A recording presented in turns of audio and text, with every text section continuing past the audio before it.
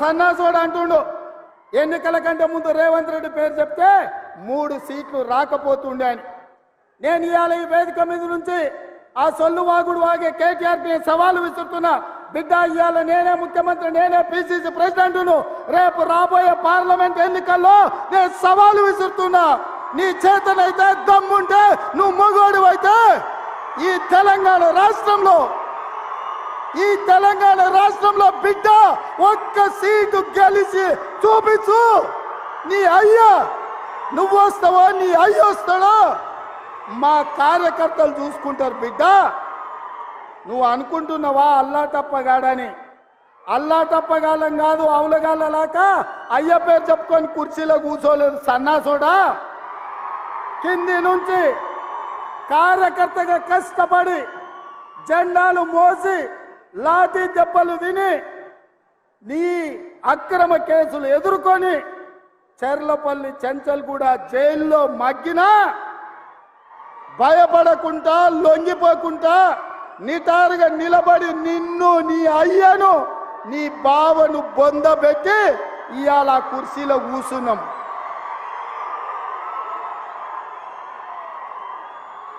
ఈ కుర్చీ ఇనాం కింద వచ్చింది కాదు, ఈ కుర్చీ అయ్య పేరు చెప్తే వచ్చింది కాదు బిడ్డ. నల్లమల్ల అడవి నుంచి తొక్కుకుంటూ వచ్చి నీలాగటో నెత్తి మీద కాలు పెట్టి తొక్కి ఆ కుర్చీలో కూర్చోబెట్టింది మా కార్యకర్తలు.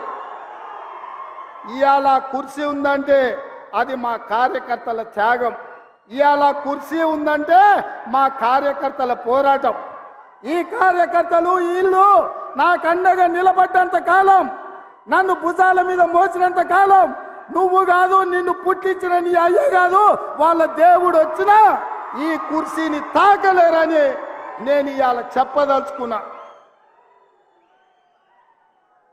ఇవాళ ఆయన మాట్లాడుతుండు మేము సోషల్ మీడియా ఉంటే మేము గెలిచేటోళ్ళమని. అరే సన్నాసోడా, ఉన్న టీవీలన్నీ సుట్టపొల్లవే కదరా. మాకేమైనా టీవీ ఉందా? మాకేమైనా పేపర్ ఉందా? మా అయ్య చూపించుకోవడానికి ఏమైనా టీవీ ఇచ్చిండా? రాసుకోవడానికి ఏమైనా పేపర్ ఇచ్చిండా? సొల్లువాగుడు వాగడానికి మాకేమైనా మైకులు ఇచ్చిండా? సాయంత్రం పూట సేద తీయడానికి జూబ్లీహిల్స్లో సినిమా వాళ్ళ గెస్ట్ హౌస్లు ఏమన్నా మాకు ఇచ్చిండా? ఏమిచ్చిండా? మా కార్యకర్తలు కష్టపడితే, మా కార్యకర్తలు నిలబడి కొట్లాడితే మాకు ఇవాళ ఈ అధికారం వచ్చింది. ఇవాళ నువ్వు చేసే తప్పుడు పనులు మా కార్యకర్తలు సోషల్ మీడియాలో పెట్టారు.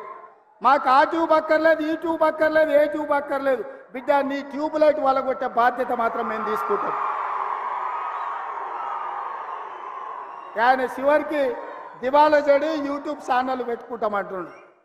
అట్లనే కృష్ణానగర్లో ఏదైనా బ్రోకర్ దందా కూడా పెట్టుకో. అది ఇది 2 కలిస్తే బాగానే నడుస్తుంది నీ వ్యాపారం. ఇప్పటికి కూడా సిగ్గురాలే. వాళ్ళ కుటుంబం దోసుకుంటే తెలంగాణ ప్రజలు చెప్పు తీసుకొని కొట్టినరు అనే సంగతి ఆయనకు అర్థం కాలే. 10 ఏళ్ళు అడవి పందుల్లాక చెరుకు తోట మీద పడి అడవి పందులు తిన్నట్టు మా వికారాబాద్ పరిధి తాండూరు ప్రాంతంలో పల్లి చేను వేసుకుంటే అడవి పందులు రాత్రిపూట చేను మీద పడితే ఆ పంట కాపాడుకోనికి మా రైతులు కరెంటు తీగలు పెట్టి కాపాడుకుంటారు. అట్లనే తెలంగాణ ప్రజలు అడవి పందుల్లాక తెలంగాణ మీరు తెగమెక్కుతుంటే కరెంటు వైర్లు పెట్టి మిమ్మల్ని కరెంటు తీగలకు బలిచ్చి ఇవాళ కాంగ్రెస్ పార్టీని అధికారంలోకి తీసుకొచ్చారు.